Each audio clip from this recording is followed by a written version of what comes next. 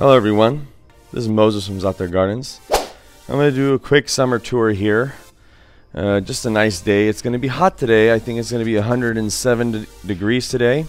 But regardless, we'll just take a nice little stroll. I'm going to try to do the least amount of edits as possible. I just want to relax. So we'll begin here with an interesting mushroom. Actually, it's weird that I'm starting this way, but take a look at this. Isn't this thing really cool? I didn't know what it was. Let's see if I get a better color on it. Look at that.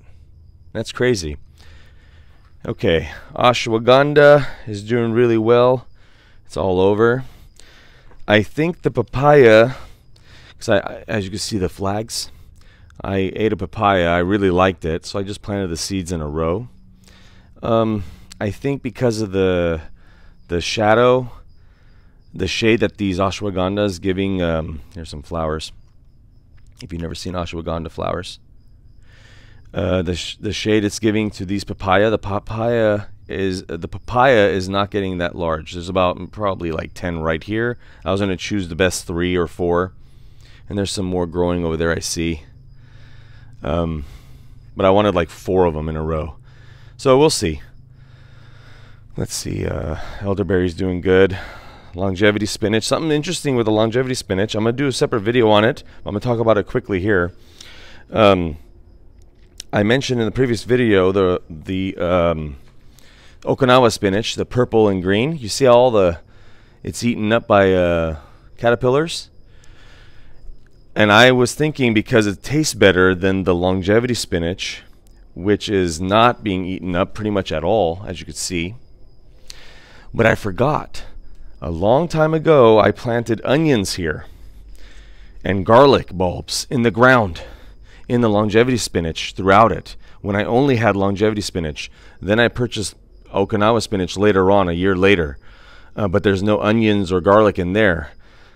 Bugs are eating that. Bugs aren't eating this. And I planted garlic and onions for that purpose, to deter caterpillars. I'm going to do a different video about that, though, later on. Oop, I just hit the wall. So you probably saw that in the screen. Passion fruit. I took off some flowers. Is there any opening up? Unfortunately, I don't think so. But its passion flowers are going all the way up, or the passion fruit. Here's the Frederick. Let's make sure I don't step on Lulu's landmines over here. I don't see any passion flowers open. I took one off to give it to my wife. But there's clusters being grown. I'll show you one very quickly so I keep this video going. Where I can't find... Oh, there. See? This one's going to open. And there's a lot more going up, all the way up to give me shade. Okay. Please don't step on poop. That's what I meant by landmines, by the way. And not much going on here. All the fruit nectarines that you saw, the big, huge nectarines, doing good. Doing well, excuse me, correct grammar.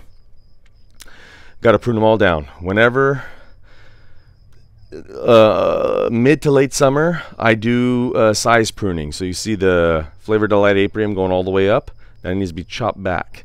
But not now, in a little bit. And you never prune when there's fruit on the tree, in my experience. The fruit tends to not ripen as fast or get bigger, because now it's spending time sending out side shoots. Okay, let's keep going. That's enough right here. We're already at 4 minutes. Okay. Lime, the sumac doing good. There's the dwarf grape, pixie grape. I gotta pull some more grapes off of it. My ghost pepper is doing really well this year. Let me get out of the... You see how much purslane I have? I love it. I love it. A beautiful ground cover, and it's edible. Beautiful ground cover.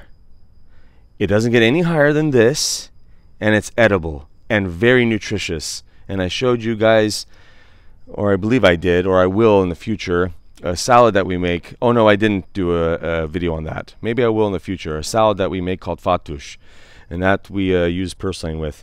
But here is There's the ghost. There's the vicious ghost pepper right there. And there's some more flowers and some other peppers. There's the Aleppos.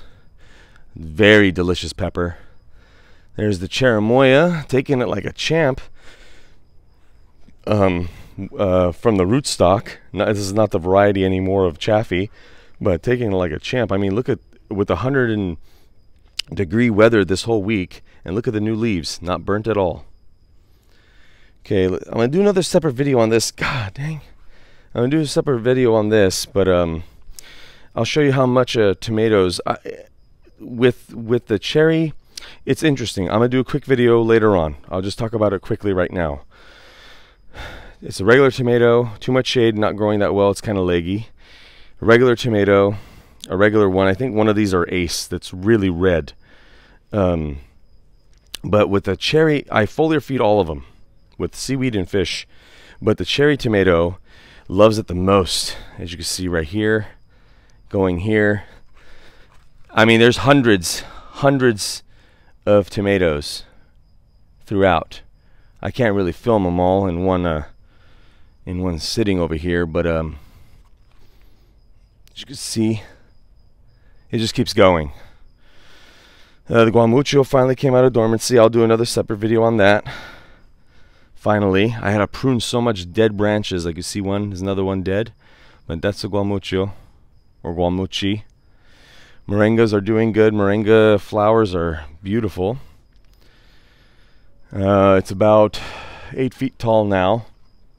I have another separate video I got to edit on that, but here's a video. I mean, here's a image of the flower right there, opening up. And there's another moringa right here. Nectarines still, I'm going through what's good and what's not. I'm having to compete with scarabs, and usually scarabs win. And then when a scarab flies out of a fruit tree, it scares the heck out of you.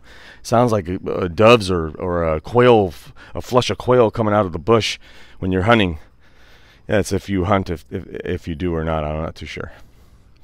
See more sap right here on my peach. Don't freak out over it. It's just the way it is. All right, let's see. Anything else? Albertina olives are doing really well. As you can see, the Kornecki is not. Might do a separate video on that. I'm not too sure. Echinacea is doing really well. This is actually a test. This gets sprayed with foliar feed, seaweed and fish, as you know.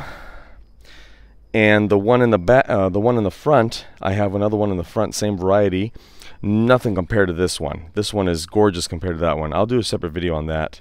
Tamarillo is doing really well. No shade, no nothing. These seeds came directly from Ecuador, so they're out of their climate, but there's about 1 foot of wood chips around this, and I buried seaweed underneath this plant. But I'm going to show you some. It's been getting aphids lately. I don't know why. There's the ants, of course, and that's the problem. But see all the activity? I don't know. I'm going to take care of it. Oh, I know where you guys coming from. Here's a little tip. If you guys are still with me, keep staying with me, because I'm going to say a lot of tips while I'm talking through this. Look at the trail. I don't know if you can see it. You see the trail where the olive is touching the tamarillo? That's how it's coming up. They usually don't climb the same plant they're going onto. They usually go through another tree for some reason and then go to the host plant that they're trying to devour with aphids. I don't know why, but they usually do that. Black ants usually don't climb the tree that they are going into. I don't know why. Anyways, hopefully you understand me. Here's some celestial figs. They're still ripening, whole bunch. I think my son's calling me. I told him not to bother me for a second, but oh well. Here's some Armenian cucumbers. The reason why they're not that big this year is because my son keeps coming out here and taking them when they're small. There's the asparagus, the forest of asparagus. The newly planted Persian green plum, which we call Genetique, is doing really well. Has a base of caraway, thyme, and parsley. The dapple dandy is doing extremely well. Just clusters and clusters and clusters of fruit everywhere. I can't eat enough of it, as you can see. Isn't that a shame? Kumquat's doing really well, just been flowering like crazy. I pruned half of it down. You see the flowers. I pruned half of it down, and you already have that huge growth coming up from the middle. Oh, wow! I've never seen it grown this fast before. Wow! It's past 6 feet tall. And there's the nopal. There's the purple tree collards. Here's the cadota. You can see here, the figs are getting nice and ready. There's a lot of them. I'm gonna do a separate video of that today. They're everywhere, just everywhere. Okay, just trust me. I can't show everything. There's sapote, the Vernon. There's a sapote right here. This is the Vernon. There's a snail right there. That's not good. The Subel's over there, Subel sapote. Here's Sean's pumpkins. More pumpkins, and there's another one over there. Here's the flavored grenade. I already took a whole bunch off, so there used to be a whole lot more than this. Whole lot more, but they're so delicious.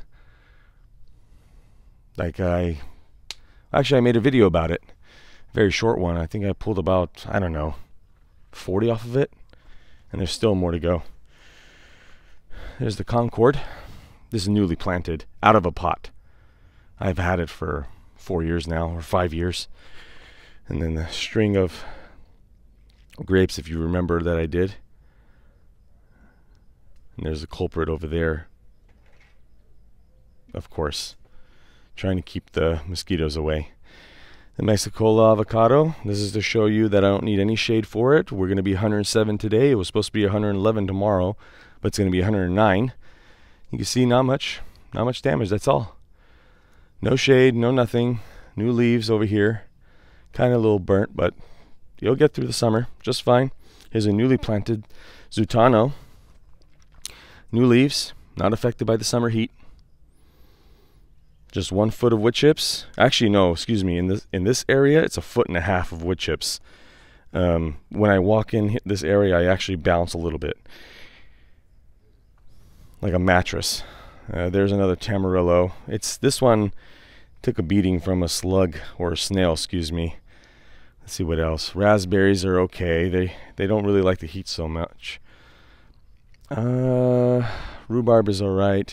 And everything else is doing pretty well, to be honest, for the heat. Still have the foil on my peach tree. I don't know why anymore. I don't really need to keep it there. But blackberries are doing good too, as you can see. Over here, my son keeps eating them all. There's a blackberries bunch over there. Great. Lulu, here's a squirrel. It's like a National Geographic video right now. Well, I hope all of you liked that video. Really quick. I could talk about more stuff, but I don't want to take away from other videos I'm going to make on particular subjects in the garden. All right, everybody. Lulu has a friend, the neighbor dog. She's crying. Happy gardening. Okay, like, share, subscribe, and thanks for watching, everyone.